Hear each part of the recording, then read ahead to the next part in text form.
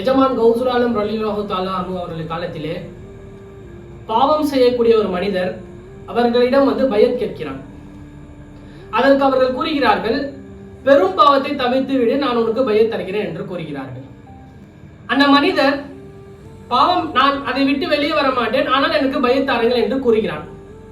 கௌசுல் ஆலம் ரலியல்லாஹு அன்ஹு அவர்களும், எனக்கு முன்னால் எந்த பாவமும் செய்ய மாட்டாய் என்று எனக்கு சத்தியம் செய்து கொடு, நான் உனக்கு பையத் தருகிறேன் என்று கூறுகிறார்கள். அதை போன்ற அந்த மனிதனும் சத்தியம் செய்து கொடுக்கிறான்.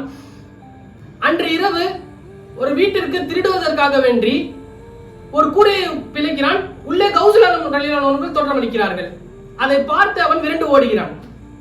அதனை போன்று மறுநாள் மது அருந்துவதற்காக வேண்டி ஒரு கூலையை கையில் எடுக்கிறான். அதற்கு முன்னால் கௌசுல் ஆலம் ரலியல்லாஹு அன்ஹு தோற்றம் அளிக்கிறார்கள்.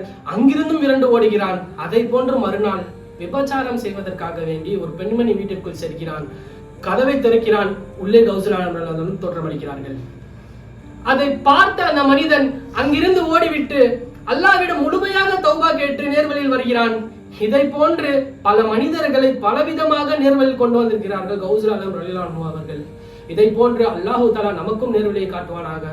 அஸ்ஸலாமு அலைக்கும் வரஹ்மத்துல்லாஹி தஆலா வபரகாத்துஹு.